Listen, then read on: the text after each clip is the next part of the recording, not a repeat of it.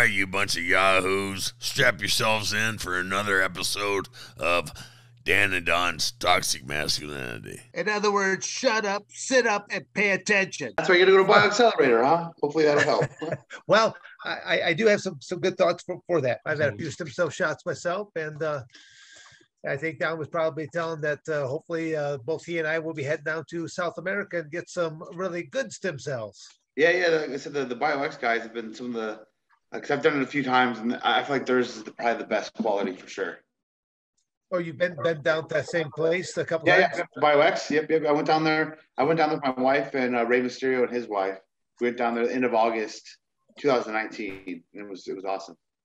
Was that for, again, that not to be personal, but is that for knees, back? I did. I was telling them I did my right knee, both my shoulders, my right knee, my right elbow, and my back and my hip, which is the main reason because I had a bad injury from that summer in wrestling, and I just couldn't seem to get over it. So that helped significantly with that one for sure. And then my wife had a torn ACL. She had recently repaired, and she got it done, and she was cleared like in 7 months. So she healed pretty quick on the torn ACL too. Oh wow, that's no. I'm again. What a couple shots I've had here in the States so far. I mean, they've worked really well for me. Other than, it helped out both my hips really great. I should say both my knees really great.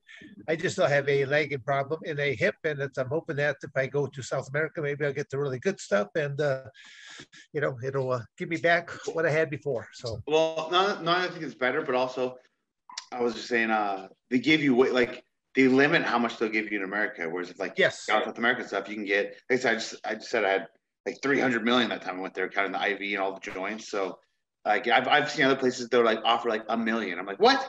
What's that gonna do if freaking I got 300? I'm like, I don't want that. Like, yeah, no. Again, from what I've learned about the BioXcellerator people there, they actually take your body weight into accountability and then they try to figure out as to how many. Yeah, because you can have too much. It'll make you feel really sick too. Well, I'm hoping for great results. Oh, I got a buddy down in Hermosillo who will do it, but yeah, I'd like to go get the big one first. Yeah. Of course. Yeah. Of course. Yeah, because now there's some in America that are starting to do it, but the amount of stem cells they'll put in is severely less. So like I think I ended up getting like 300 million, I think, or something altogether, like with all the joints and the IV and everything else. Right. Like it was a ridiculous amount. How many times did you go there? I only went to BioX once. I was set to go again, and then it didn't happen. And then I've been to the Puerto Vallarta place 3 times.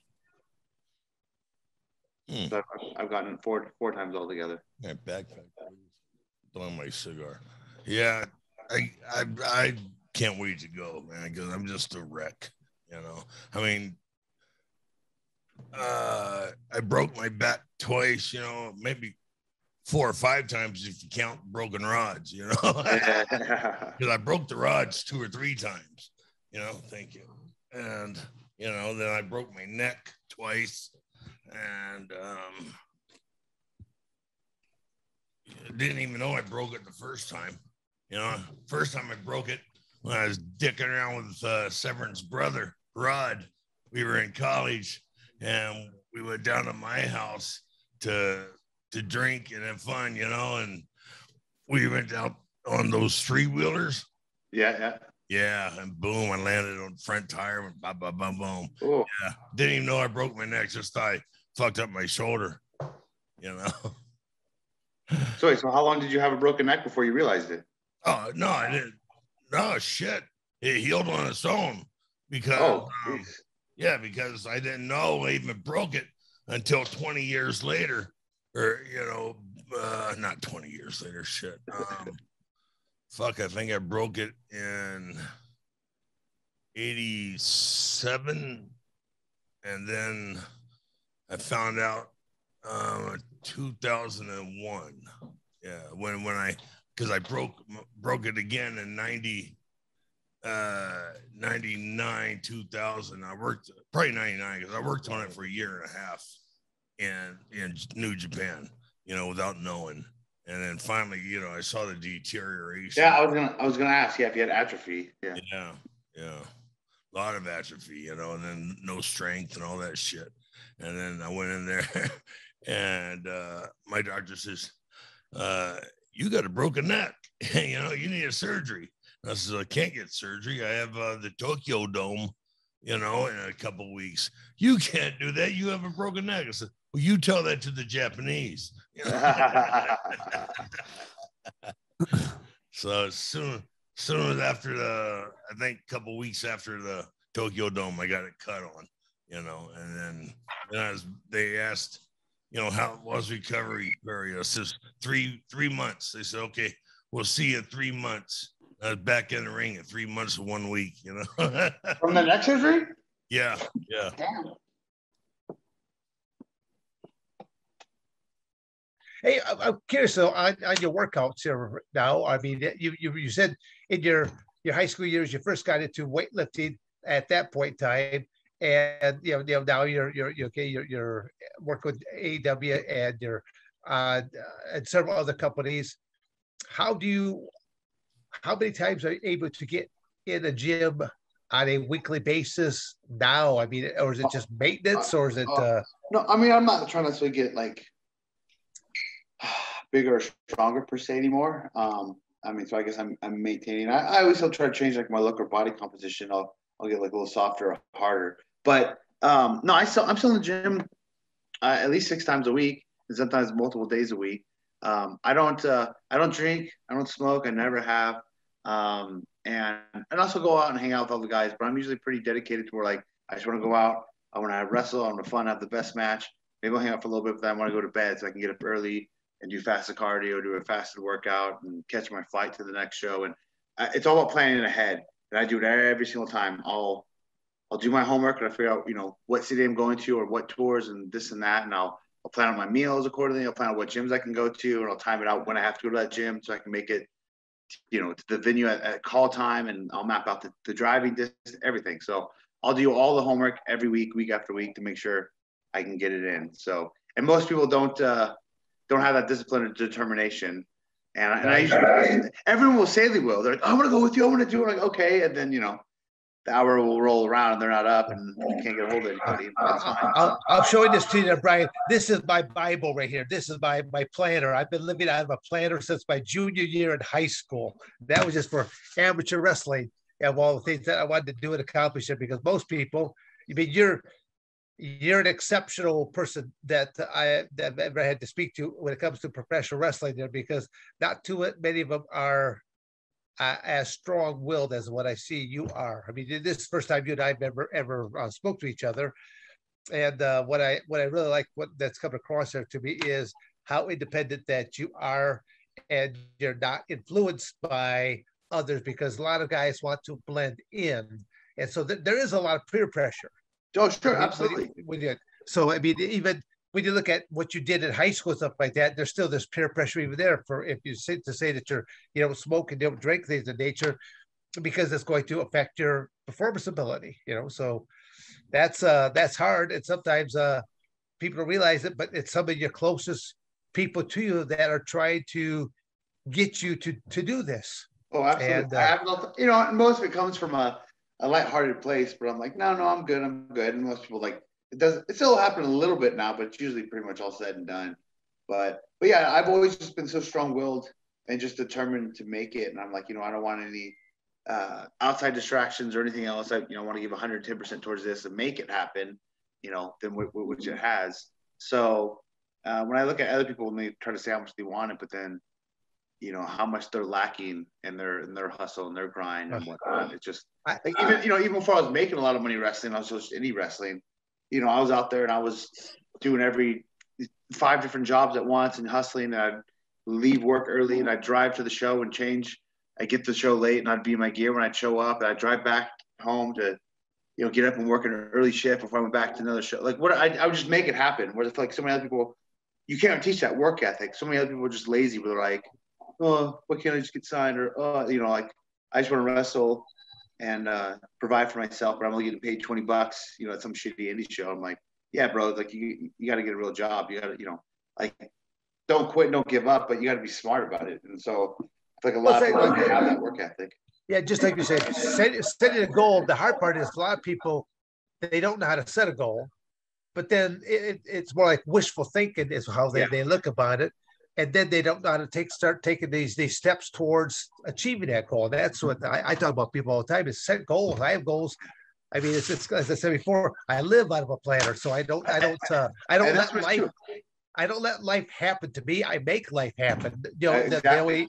the only things that are the unforeseeability is that injury or something like that may come along that kind of derails you for a little bit. But hopefully, it's even like all during the pandemic, I had to learn a few new skill sets, and life went on. So right.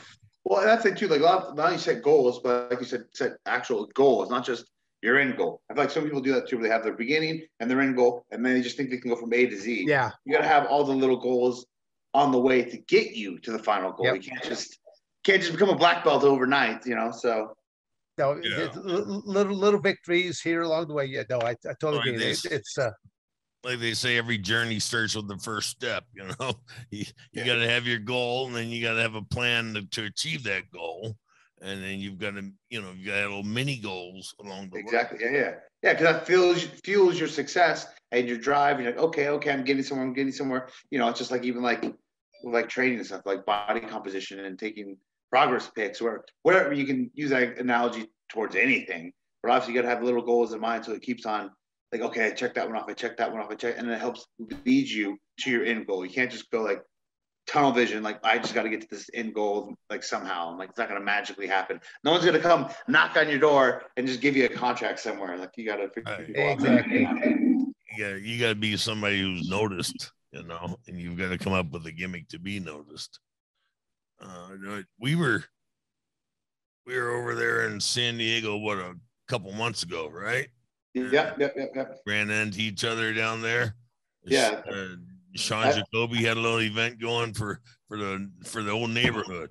I know that was hysterical. I remember he called me and asked me, because I've done signing stuff for him before, and I couldn't believe it. Like, wait, this is like a birthday party, like kind of situation, like in your backyard. Yeah. And then the amount of people that were there. I mean, that's just like the neighborhood, but like as far as the talent that he brought in, like it was just so much. It was such. And I felt like because it was a neighborhood like show, I feel like no one was really, like fans. It was like, oh, let's just go and do it. So I don't think they could even comprehend like how much talent and like namesake people were actually on the show. They probably just thought we were all just, a bunch of pretend wrestlers, right? Not realizing like this is an amazingly stacked show that would have drawn great like anywhere else for like, but it was it was wild. That was a fun little experience though. Yeah, if you could rent a facility and do that, once a month, once every other month down there in San Diego, he'd pull in a good chunk of change. Oh, for sure. Yeah, no, yeah. And right, that was all free. Like, yeah, you could have. That was a better booked lineup than most indie shows. So. Yeah, and it was pretty neat for a birthday for a kid. Oh, it just sounded too surreal when he was asking me, and then he even asked me, to ask a couple people and help get them aboard. And like everyone kind of had the same approach. Like, wait, what? I go, right? I know, because it sounds weird, but like it's too unique not to do it. And he took real good care of us too. And I know we all stayed there that night as well. And he Airbnb'd us a nice little place, and we watched the UFC fight too that night as well. Yeah, he took good care of everybody. For a bunch of guys who are used to paying their own hotel room. Shit. Oh, exactly. Hey, another question for you guys too. Do you? I don't like there's so many people, who are bitter veterans of wrestling, right? Who like can't stand WWF, who hate it, then they'll never watch it again. Do you guys have that same? Do you guys watch UFC currently? What's your guys' opinion on the current product for UFC wise? I watch it occasionally, if I can go over to my friend's house for free.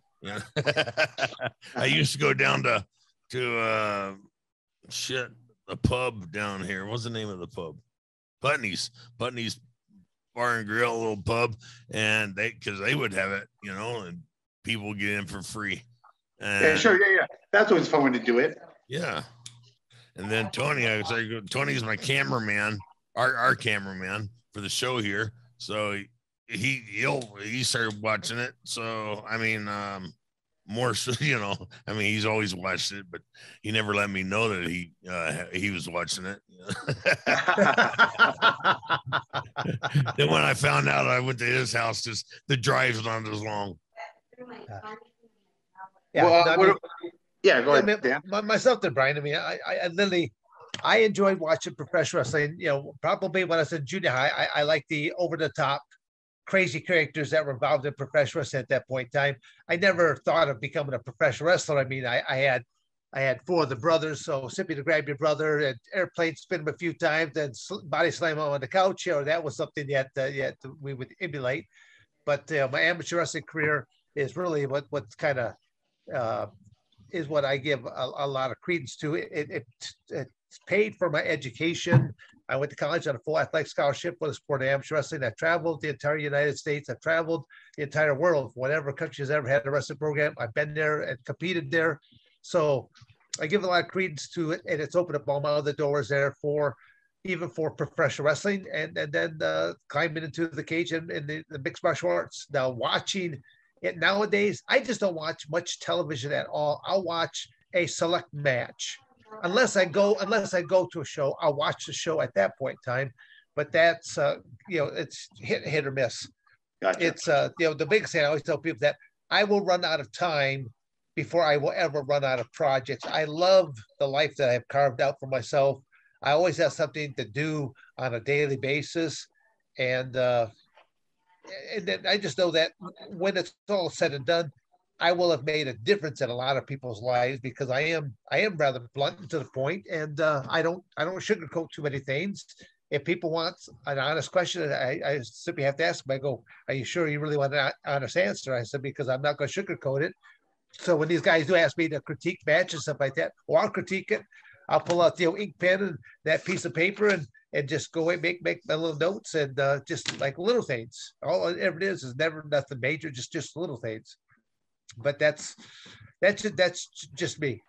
Well, that's also the only way you can get better, though. You can't get better when people just say, "Oh, it was great. It was great." Yeah. Well, there's a lot of people that they're just kind of ass kissers. They're just they want to be your friend, and they think that by saying something that you might take offense to, and it's not. I mean, it's that to me is a real buddy when they tell you that you need to work on this, or you need to get your physique a little bit better or stuff like that, because you hit the nail on the head for a lot of the independent guys. They don't look like professional wrestlers, so they don't have the gear, they don't have the physique, and they want to be. I say that in any seminar I do. Sorry to cut you off there. I always talk about that too. I always say, you don't have to look like me, but you need to look like a professional athlete. You need to look like somebody who wants to, that's going to stand out and be an entertainer, and you want to pay for it to see in the ring, pay for it to enter the building, pay for it to see on TV. I'm like, if you come out looking like you belong in the crowd, well, then you probably do. I was like, that goes for your gear as well. And I was like, what's funny about that? I was like, is your look, both your physique and your wrestling gear, are the only things that you have complete control of. Yep. Like how you get booked, if you get booked, win, lose, draw, storyline, you don't really have any control of that. You can try, but really just you yourself and how you present yourself is really the only thing you have 100% control over wrestling. And nobody really takes advantage of that. And that's your initial, right when you come out the curtain, however you look, that's how you're going to stand out or not stand out to the crowd. Well, let me ask you about this past year with all the deal with COVID and that. A lot of gyms being shut down. They should do you have private gym that you utilize, or do you? So I lucked out, and actually, I was still in SoCal during the thick of it. But there was a few different gyms that I had access to, that weren't open, but that I was able to get in. So there's actually there's a hair company called Suavecito, and their main warehouse facility was in Santa Ana. And it was probably 45 minutes from me, especially with no traffic because no one was on the road because of the pandemic. But he always wanted me to come down and work out because we had a workout facility. This was one of the top tier guys there who was a big wrestling fan and knew who I was. He'd always be like, "Oh, it'd be cool if you came in and trained one day. It'd be cool if you came in and trained one day." So when all the gyms are closed down, and he's like, "Yeah, you can come check out our gym." And I go, "Oh, okay." So I go down there because I don't really have that much of a choice in the matter. and I didn't really think it was going to be much. I thought it was going to be like a couple barbells or a bench and like a 4-way machine, like a hotel gym or something, Yeah. Dude, this place was immaculate. That was a full-on gym. Like you have membership, and it was just like, I guess the main owner of that company saw Mark Wahlberg's home gym and just wanted to have something better than his, and so he made this gym. And then nobody was ever there because most of the employees were all laid off or on furloughed or whatever. So like I would literally just go there and have this huge gym facility to myself. So that really lucked out for a couple months. And then there was an Anytime Fitness that was a pretty good one close to my house that never closed. And then CT Fletcher too ended up giving me a key to his gym too, and I could go over there on the DL and train. So I had a few different spots. Yeah. So you were already in a state there that was pretty good about not shutting down all the gyms the way some of the other states were. So yeah, you actually had a good situation. What I mean, if people are looking to either try to connect with you or want to follow you, what are some of your social media outlets that you want to promote here? Okay. Well, I mean, Brian Cage on Instagram. I want his wife's contact. Hear that, Melissa? What? She just got home too. Yeah. Thank you for watching another episode of Dan and Don's Toxic Masculinity. You better like, subscribe, and share, or I'm going to come to your house.